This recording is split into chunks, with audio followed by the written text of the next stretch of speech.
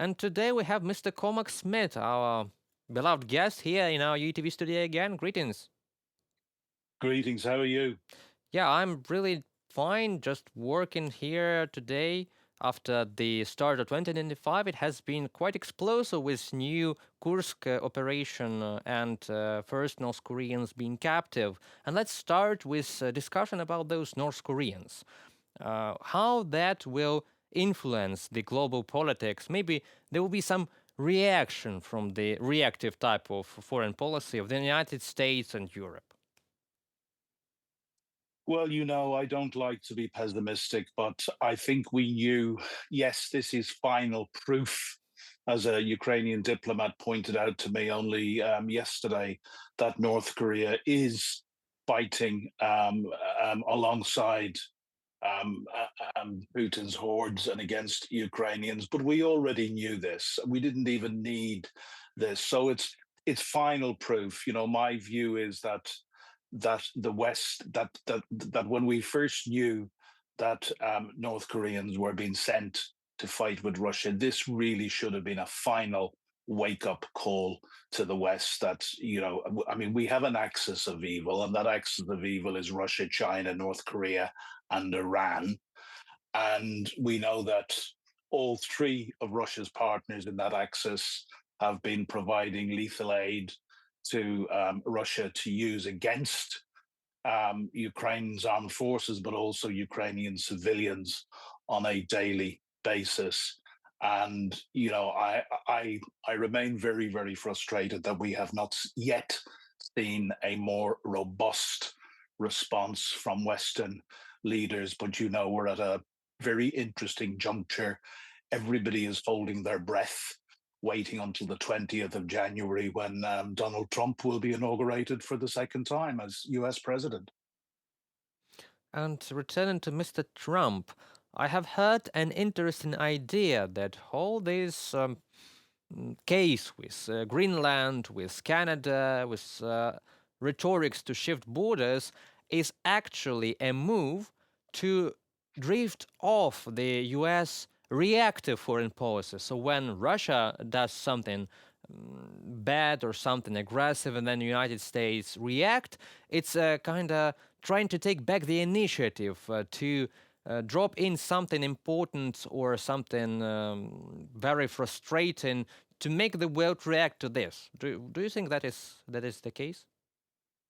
Look, I really don't know. We have been used to America being the world's policeman and being the leader of our rules-based international order.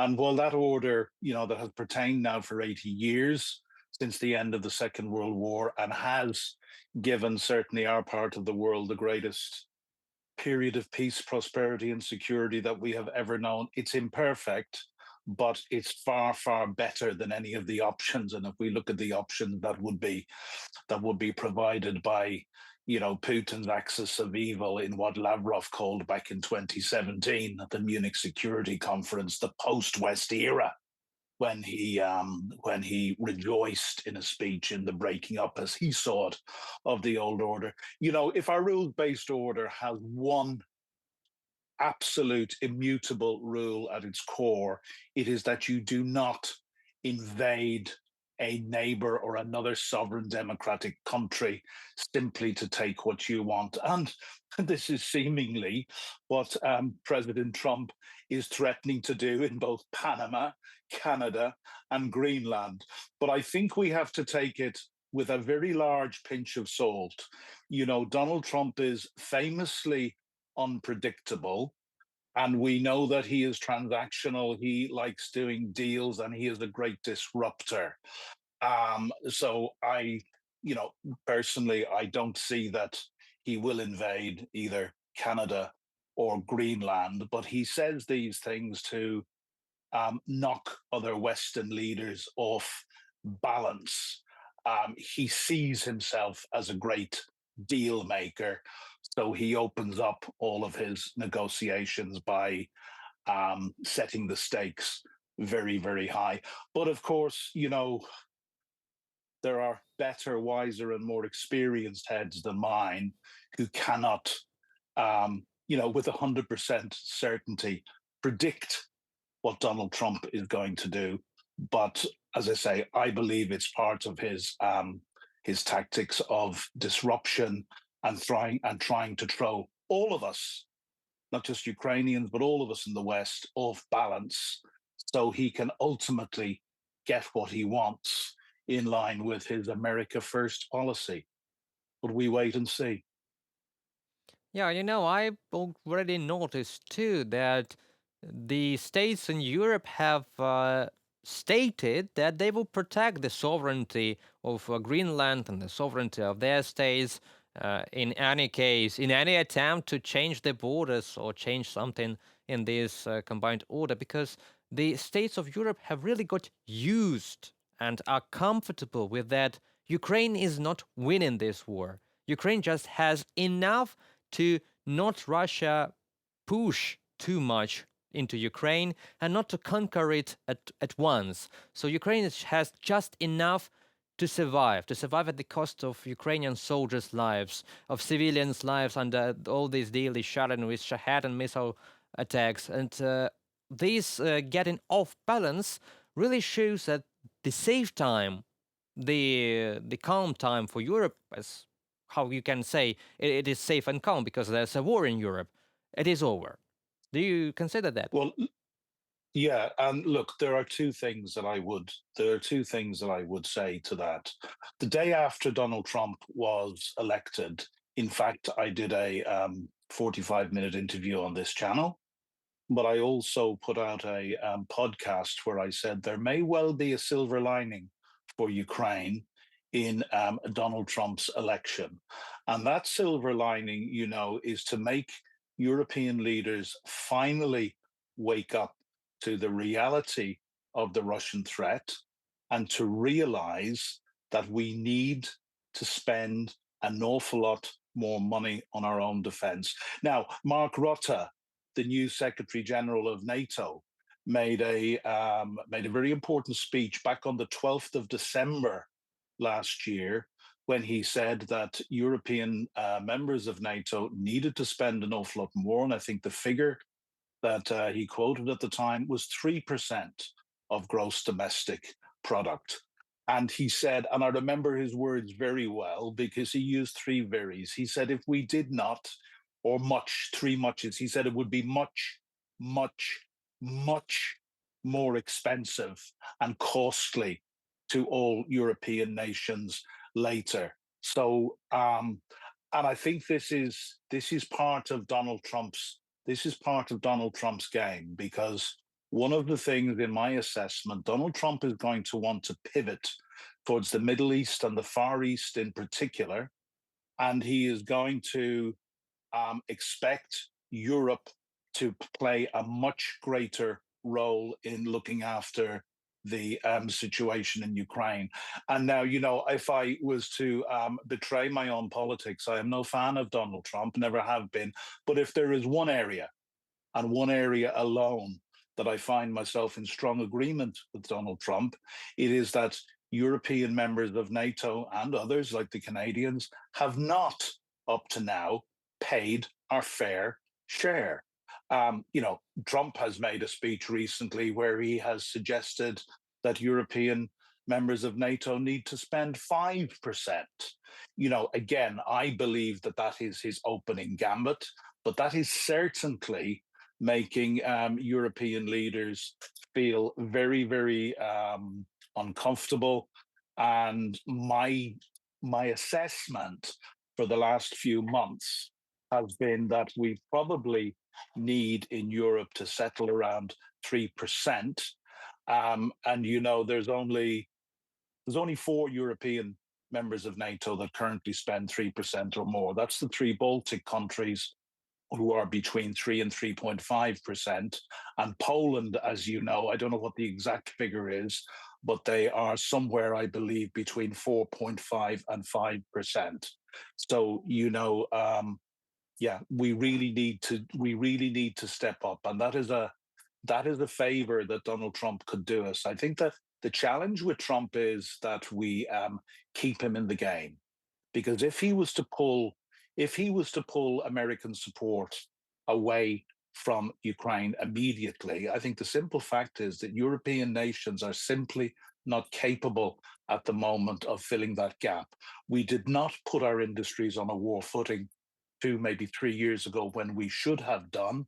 We are starting to do that now, but it takes a long time for the military industrial complex in our countries to really gear up to the sort of demands. So I think there's a deal to be done with Donald Trump, and I am trying to be as optimistic as I can, especially on behalf of Ukraine, but on behalf of all of us in Europe. I think there's a deal to be done.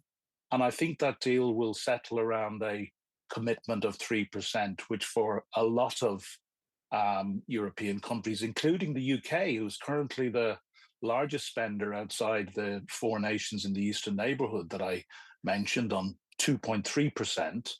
But we really need to be up around 3%. General Sir Roland Walker, who is the current head of the British Army, said only a month before Christmas, he said, the British Army is not ready to fight. And if we're not ready to fight, we're not ready to deter. And that's Britain, who has, as you know, has been at the heart of supporting Ukraine for the last 3 years. So there is a huge challenge to all of us in Europe. We can only hope that both our leaders and, of course, our populations who are badly infected with Russian disinformation narratives wake up and realize that. There's the great myths that Russia can never be defeated. Of course, Russia can be defeated. They've been defeated in wars many times. And the other great myth that it is simply too dangerous to allow the Russian Federation to break up.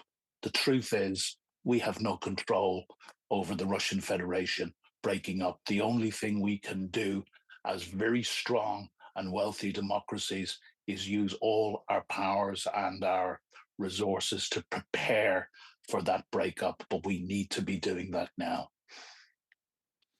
Well, I've called this video "What the heck is going on with the world?" because the world order is crumbling. It is crumbling in Ukraine. It has not yet fallen. I believe that the most pessimistic scenario and the downfall of the current world order is, God forbid, the failure of Ukraine and complete occupation and disintegration of Ukraine, because it is a war to destroy the nation completely. And Patrushev just told today that in 2025 he plans to destroy Ukraine entirely. And Mhm. the military industrial complex is a huge profitable investment.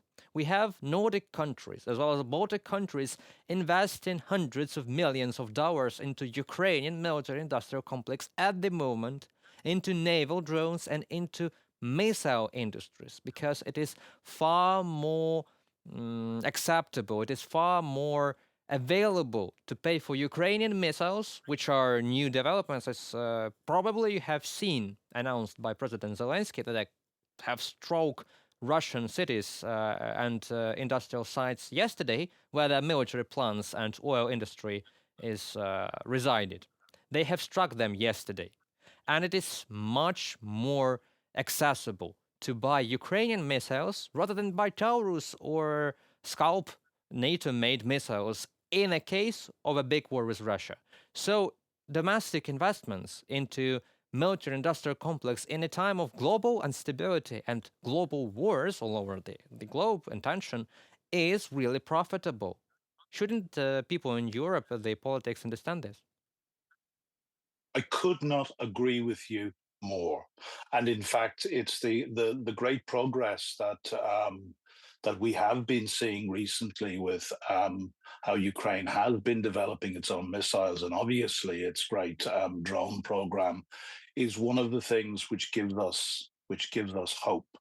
And even if the US was to pull out all support after the 20th of January, um, I simply don't believe that Ukraine can give up, because I'm always reminded of the words of a great friend, a senior Ukrainian diplomat, a few only days after the further invasion back in 2022.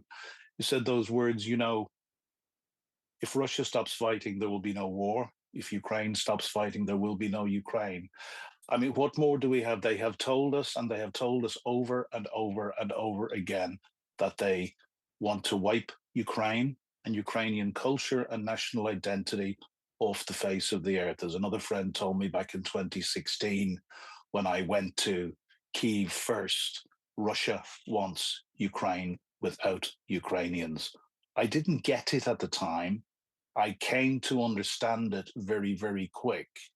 And, this brings the other thing I'm always saying is, we in the West need to see the world and Russia through Ukrainian eyes and through the eyes of the likes of the Baltics, Lithuania, Latvia, and Estonia, and the Poles, who grew up with this toxic menace of a Russian empire. And we now have Putin, who obviously believed that the breakup of the USSR, the Russian Empire, was the greatest geopolitical disaster of the 20th century. And he is now doing everything in his power. But in the West, our leaders and our some very notable former diplomats and former generals are now telling us that we need to be ready to fight a war with Russia by the end of the decade. Um, we're waking up, I think, but we're waking up slowly and we are waking up late. No, no. And, you know, um, Russian disinformation still is too pervasive, and it still has too much of a grip on people in our democratic societies who ultimately, Putin or his other cronies in the axis of evil don't have to worry about democracy. Our leaders have to worry about democracy in 4 or 5 year cycles. And that's why Russian disinformation is so powerful. And I believe we're still not doing enough to counter it, because I still, every day, I hear these Russian narratives spouted by useful idiots and Kremlin assets in the West. Our people need to be, and they need to be helped by their leaders, by our leaders, need to understand what the real threat is, and need to understand actually that to counter this threat, we all need to make sacrifices in the West, and those sacrifices will be in the price of our standard of living. I have a saying which I've been using for over a year, and I absolutely believe it. It's our money and guns today, or our daughters and sons tomorrow. Okay, thank you very much, Mr. Smith. And as we cannot give up democracy, we must figure out something. And people in the West must figure out something too, how to combat this falling apart world order. But I hope, I really have a great hope, as you said earlier, that everything will be fine. Thank you very much for being with us in our studio. Always my great pleasure to join you guys. Have a nice evening, Mr. Smith. You too. So that is it for today. Be sure to hit that like and subscribe button to support the UATV channel, because it is your support that helps us deliver the news of the free world to you directly from Ukraine. Stay safe and don't let propaganda win.